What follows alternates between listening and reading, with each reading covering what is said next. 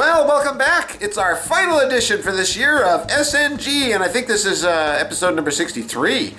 My goodness. It's been an incredible year, and I have all of you to thank for it, for all your support, for all your social media support, Patreon support, VHX, everything. You guys have been absolutely fantastic, and you know what? There's too many names to name all of them. I started to in the first take, and I said, you know what? This is not fair. I love you all. You've made this whole studio possible because you love what we do. So, thank you for that. I want to start off with that. I also wanted to thank Uncle Ted! My goodness, Uncle Ted. And if you don't know who Uncle Ted is, well, he's a very good friend and a very good friend of SNG. For Christmas, I got this. That's a TOS Klingon disruptor. Notice I didn't call it a phaser. And this, of course, is, I believe, the ones that were used in the films. And I know they are. I just couldn't think which ones they were used in specifically, but I believe Search for Spock and Wrath of Khan. No, we didn't have any Klingons in Wrath of Khan. So it must have been Search for Spock. It was the first time we've seen these. But you'll correct me, you loyal Star Trek fans who love the original Star Trek. And, well, you know, we're going to get back here to the Enterprise, and it's all in pieces right now, but that's because all the wiring, everything is finalized on this model. I'm going to plug it in over here. And we're getting ready to close it up for good, finally. If I find a switch. We're going to close up the engineering section. And this is finally finalized and all beautiful. And you know, it's amazing that these colored lights don't show up really well. They're colored. They look white, both in camera and both on video. But, you know, this goes inside like that. It's on a very long extension so that once I get this closed, I can put those three little lights that go on the back, on the spine, which go up underneath this way. I was trying to figure, how am I going to get those in if this is in? And I close it up. It's simple. You close this up, you don't put this in, you leave it out, you drill some holes down here, and you put them up from here and clean, make it clean, put the lights in, then put this in there and putty and blend that in. So this is what we're doing today at long last, and that means I can permanently button up these nacelles and glue them into the slots that hold them both here and here, and these will be very strong, and that leaves a saucer section. So let's get busy. Okay, well, in order to really light this up properly, I had to take off the piece I made and start over again and open this up more and get a nice dispersion of light in there. Same way with this, but as it is, I have to put another two lights across this way to properly light up this part, which is now made. But for this to light up right, it really has to have a big LED source. I don't have anything to show it to you on right now, but let's see, is this light hooked up? My Klingon teeth, I really need to, there we go. And this will, you know, in order for that to light up really well, I need to have more light on it. So we're going to do that next. This is made very much like the original, the real one. So the same colors and everything. So I'm going to bring up another light, and here it is over here, and crisscross it, which will fill it out. So we are making great progress getting this closed up. I just did a second pass on this. There's the holes for those little lights that go in there. This fits like a glove. It's nice and level inside. Everything looks just beautiful. I have not glued it in permanently. It does remove because I have gapping to do on it and stuff. It does fit pretty tight. But what I'm doing right now is I'm gapping all this, and front here, finally closing this up. We had a little discrepancy, easily fixed by Evercoat. So we're pretty much all together now.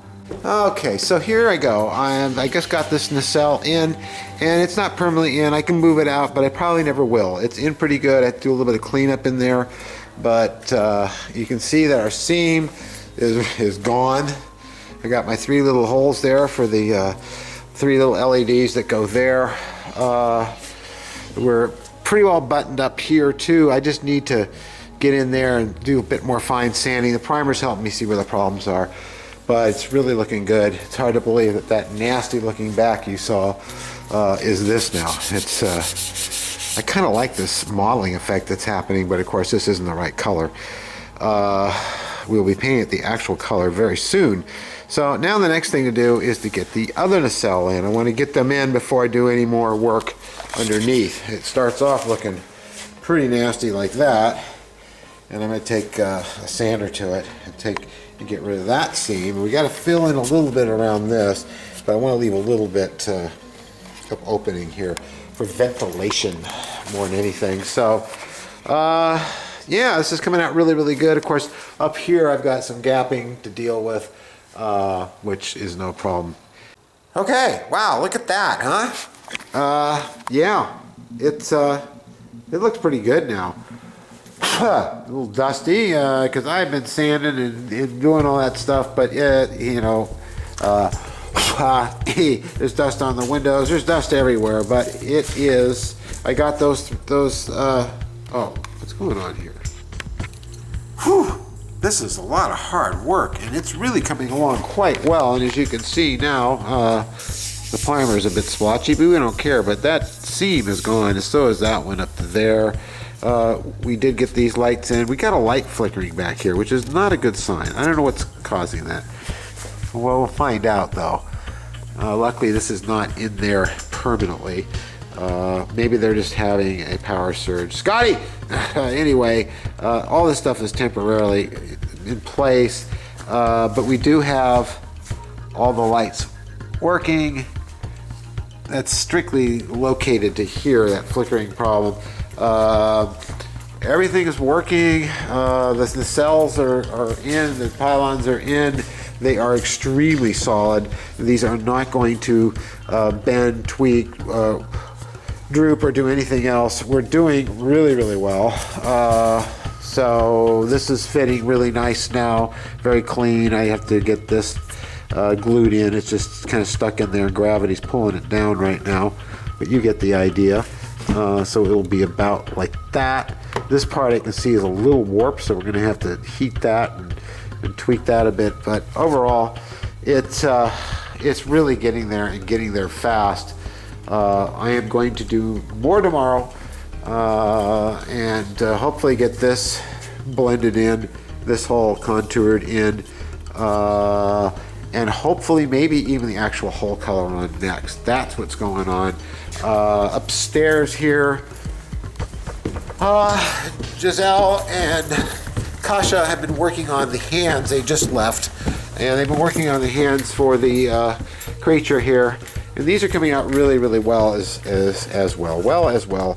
And I'm going to attempt to show you this. I don't have a tripod up here. They're downstairs. Of course they are. So I'm going to try my old technique of doing this like so, and then we're going to hook up one of the cables here to the actual rods that pull it. I'm getting tired, and you can see how well these fingers work. So I'm very pleased about that. They've done a great job on these. The return is, well, I sculpted them in that position. So that's the position they want to return to, which is fine. But they work so well, and they did such a great job of doing the seams and everything. And these are pretty much ready to paint. Everything worked as it was supposed to plan. So we're ready to put these on the creature, or in the garbage, depending on your point of view, on the creature, and hook them up to the tubing that's in here. That'll come out the elbows, and it goes to the control rods, which is really great. So that's all working out really good. And I'll be back tomorrow for more fun at SNG. Oh, here's a shot for you. I just love it from upstairs here. You can see how beautifully parallel those nacelles are and the pylons. It really is starting to look like the Enterprise. Well, here it is, New Year's Eve, and I'm actually back here working. So is Mary, and we're working on that. Yep, and yeah, I just got this in here. I have to sand this pretty quick, but this is blending in really good. This is the second pass, and of course, we're getting the hanger bay in once and for all. Hopefully I didn't overlook or forget anything. Doesn't look like I did. Looks pretty good. A little dusty in there, but hey, it's dusty in space, so hey, it's looking really nice, huh? So yeah, that's what I'm doing. And then over here, Mary and I are gonna go on a little rocket trip with the California Rocket Club that's out in Lucerne Dry Lake Bed. And I've had this rocket for, oh God, I started building this before Julie got sick. It's a big daddy. I have lots of rockets, and we're gonna be flying a lot of them out there at their event. But this one has a camera, and the camera fits in here, like so. Here I am trying to do it with one hand. It fits in there like that, and the lens points that way, and that way this can photograph the whole flight on video, which I'm hoping to share with you if everything goes well. So this is pretty neat. I'm going to do a little test of the camera to make sure it's all still working. It's been a long time. Charged up, everything's fine. And we're going to be flying some of the bigger rockets as well, but this one goes up about 1,000 feet or better, probably on an E94, I think is what we're going to use on, or maybe an E96 engine, which is a pretty good size engine. And that'll be really fun to share with you guys, because I'm finally getting back. Starting this year, I'm going to do a lot more with my model airplanes, my submarines, and my rockets. It's a good New Year's resolution, I think. It was a fantastic year, but now I've got to sand this. You can see these lights are, in fact, if they're just so overexposed by this camera, they don't show it the way they really appear. And these look completely washed out and not even like their color, and they are. The ones on the outer side are green. This is probably not the best camera to be using for this. We should be using our more expensive camera, but let's stop whining and sand that. So there we go. It's pretty well blended. I think it really came out nice. I mean, of course, that's just the primer, and we're going to put the actual color on. But now that primer's on, I can see what problems I have, if any, little divots and things, and we can go back over it with some more fine putty and get this just preened just right. But it's pretty darn good, so I'm going to move on to something else for now. Also, I put the combs on, which are right there, and they seem to be pretty good. That's the last of the parts, with the exception of the vent screens covers that go over the nacelles there, which I don't want to do till the very end after everything's painted and decaled, because I don't want to get dirt and smudgery on them and that kind of thing. I also have to fill in behind these, which I do with putty once I get everything finalized, but it's looking terrific. Really, really nice. Beautiful, beautiful, beautiful on this blend back here. And that closes up our engineering hall for good. So next thing to do is to blend this up in here. I'll take the saucer top off. I also want to put these two little nav lights here, which you don't really see on the show, but they are there. So I figured I'd put them in there. You can see how solid these are. It's really quite nice. And how they're really at the right height over the saucer. So and this needs to be crooked just a little bit right there, which I'll do once I open up the hood on this. But I can't be happier. I didn't finish it in time for the new year, but I got really, really close. Another few more days, maybe 5 days or so.